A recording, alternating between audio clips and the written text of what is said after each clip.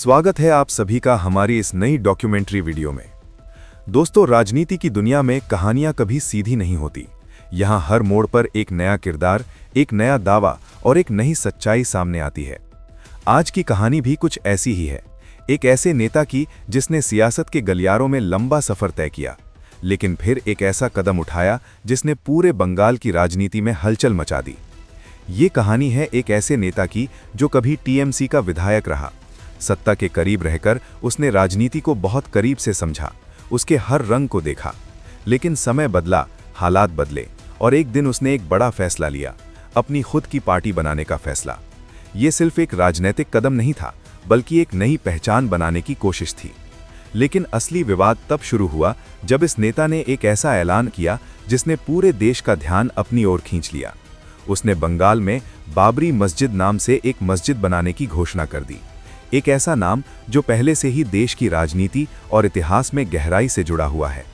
लोगों को लगा कि यह सिर्फ एक बयान है, एक राजनीतिक स्टंट है। लेकिन बात यहीं खत्म नहीं हुई। इस नेता ने अपने ऐलान को हकीकत में बदल दिया। बाबरी मस्जिद नाम से एक मस्जिद बनकर तैयार हो गई। यहीं से शुरू हुई असली कहानी। इस कदम ने समाज को दो हिस्सों में बांट दिया। एक पक्ष वो था जो इस नेता का समर्थन कर रहा था, उसे एक साहसी और बेबाक नेता के रूप में देख रहा था। वहीं दूसरा पक्ष लगातार विरोध में खड़ा हो गया, उसे उकसाने वाली राजनीति और विवाद पैदा करने वाला कदम बता रहा था। इस नेता का नाम है हुमायूं कबीर। जैसे जैसे समय बीता, ये विवाद ठंडा नहीं पड़ा, बल्कि और गहराता चला गया। और अब जब बंगाल चुनाव 2026 करीब आ रहे हैं, तो ये पूरा मामला फिर से सुर्खियों में आ गया है। चुनाव का समय हमेशा से राजनीति का सबसे संवेदनशील दौर होता है। इस समय हर बयान, हर गठबंधन और हर रणनीति के पीछे एक बड़ा मकसद छिपा होता है। इसी बीच एक और बड़ी खबर सामने आई। हुमायूं कबीर की पार्टी एजेयूपी और एआईएमआईएम के बीच गठबंधन हो गया। इस खबर ने राजनीतिक समीकरणों को और ज्यादा उलझा दिया। गठबंधन के बाद जहां एक ओर एआईएमआईएम के समर्थकों ने हुमायूं कबीर का समर्थन करना शुरू कर दिया, वहीं दूसरी ओर विरोधी पार्टियों ने एक बार फिर वही पुराना आरोप दोहराना शुरू कर दिया कि ये दोनों बीजेपी के एजेंट हैं। अब तक ये आरोप ज्यादातर ओवैसी पर लगाया जाता रहा था, लेकिन इस बार कहानी अलग थी। इस बार आरोप सिर्फ शब्दों तक सीमित नहीं रहा।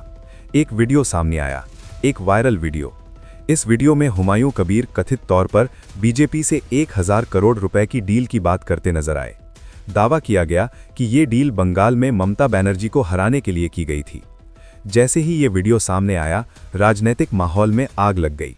समर्थन करने वाले पीछे हटने लगे और विरोध करने वालों को जैसे एक नया हथियार मिल गया। धीरे धीरे स्थिति ऐसी बनी कि मुस्लिम समाज का एक बड़ा हिस्सा भी हुमायूं कबीर के खिलाफ खड़ा हो गया। विवाद यहीं नहीं रुका।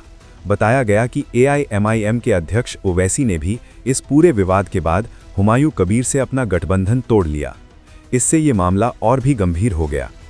अब सबसे बड़ा सवाल यही उठता है कि क्या सच में बीजेपी ने हुमायूं कबीर को 1000 करोड़ रुपए दिए, या फिर ये सिर्फ एक राजनीतिक आरोप है, एक ऐसा नैरेटिव जो चुनाव के वक्त तैयार किया गया है?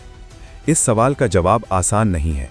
एक तरफ ये बात थोड़ी अजीब लगती है कि एक ऐसी पार्टी जो अभी पूरी तरह से स्थापित भी नहीं हुई है, उसे इतना बड़ा फंड दिया जाए। वहीं दूसरी तरफ जब बात देश की सबसे अमीर राजनीतिक पार्टियों में से एक बीजेपी की होती है, तो इस संभावना को पूरी तरह से नकारा भी नहीं जा सकता।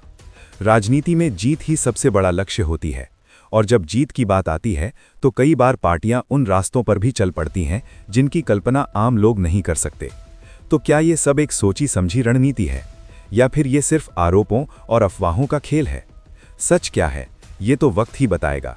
लेकिन इतना जरूर है कि बंगाल चुनाव 2026 अब पहले से कहीं ज्यादा दिलचस्प और विवादित हो चुका है।